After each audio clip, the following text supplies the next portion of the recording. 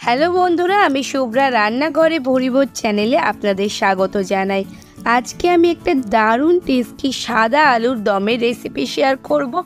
সম্পূর্ণ নিরামিষভাবে এই রেসিপিটা আমি বানাবো। লুচি, রুটি, পরোটা বা পোলাওয়ের সাথে এই সাদা আলুর দমটা অসাধারণ লাগে। যে কোনো নিরামিষ দিনে আপনারা এটা ট্রাই করতে পারেন। চলুন তবে রেসিপিটা দেখে নেওয়া যাক।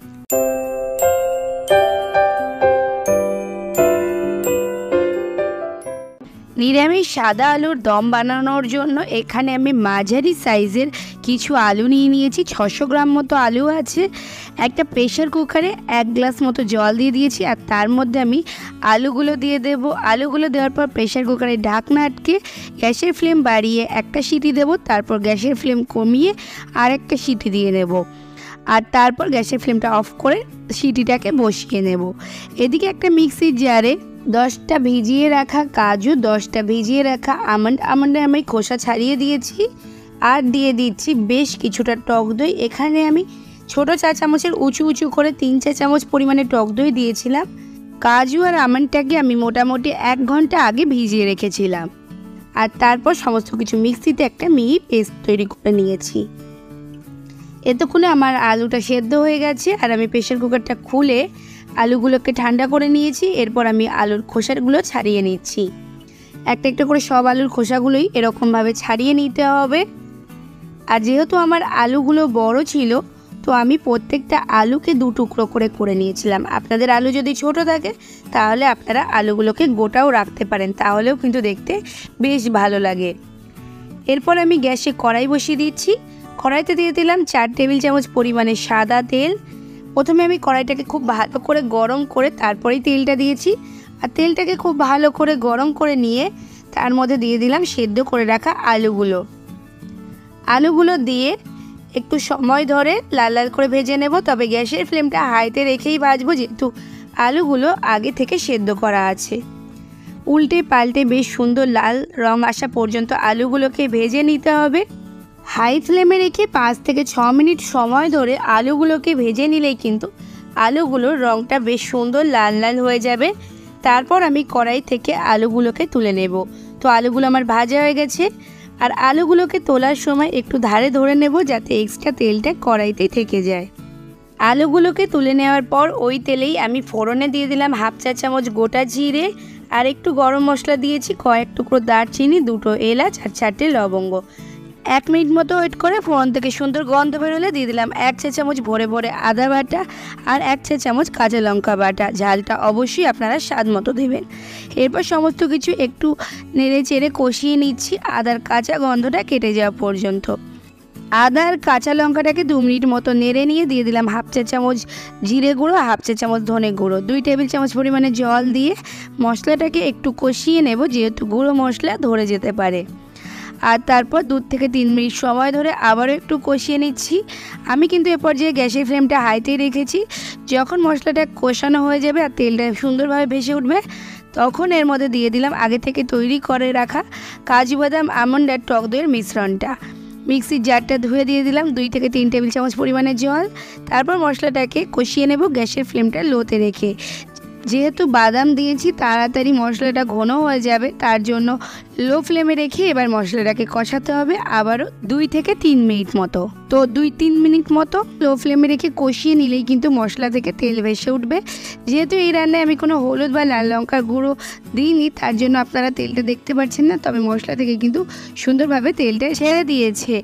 এরপর আমি দিয়ে দিলাম আগে থেকে ভেজে রাখা আলুগুলো দেওয়ার পর 30 সেকেন্ড থেকে 1 মিনিট মতো একটু নেড়ে চেড়ে মিশিয়ে নিয়েছি।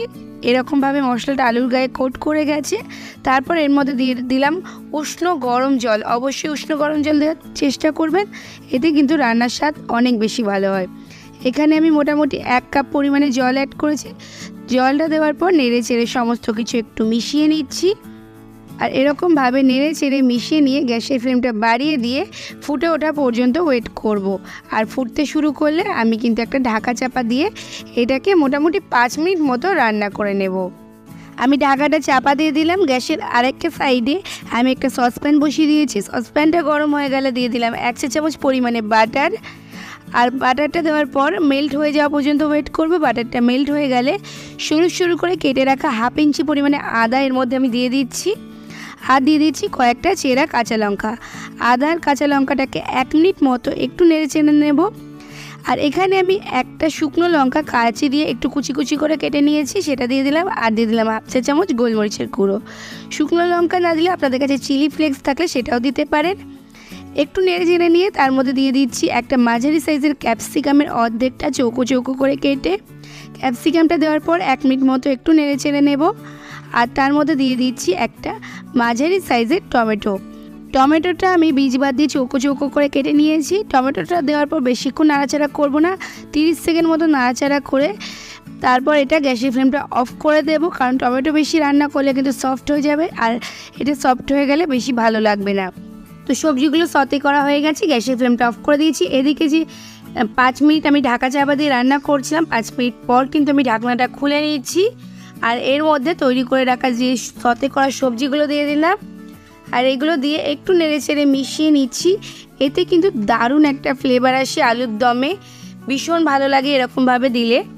আর দিয়ে দিচ্ছি 1 চা চামচ পরিমাণে চিনি। যেহেতু টক দই ব্যবহার করেছি, তাই টক দইয়ের টক ভাবটাকে ব্যালেন্স করার জন্য চিনিটা আমি দিয়েছি। চিনিটা দিয়ে একটু নেড়ে চেড়ে মিশিয়ে নিয়ে এর মধ্যে দিয়ে দেব 1 টেবিল চামচ পরিমাণে কাসুরি মেথি। হাতে একটু ডলে দিয়ে দিচ্ছি।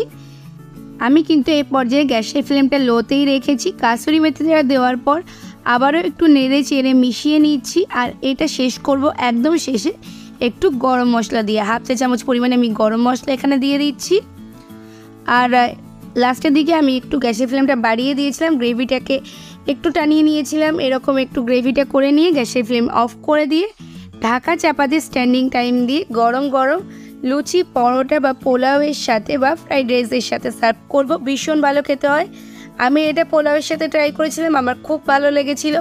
অবশ্যই আপনারাও বাড়িতে এই রেসিপিটা একবার বানাবেন আর আমাকে কমেন্টস করে জানাবেন আপনাদের রেসিপিটা কেমন লেগেছে।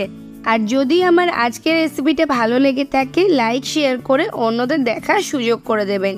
আমার রেসিপিগুলো যদি আপনারা বাড়িতে বানিয়ে থাকেন, তবে রেসিপিগুলো কেমন হয়েছে আমাকে অবশ্যই কমেন্টস করে জানাবেন, আমার তাহলে ভীষণ ভালো লাগবে।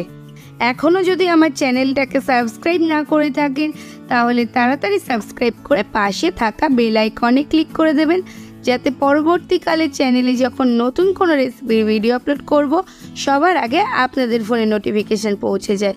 আজকে এই পর্যন্তই, আবার আসবো অন্য কোনো দিন অন্য কোনো রেসিপি নিয়ে। ততক্ষণ ভালো থাকবেন, সুস্থ থাকবেন।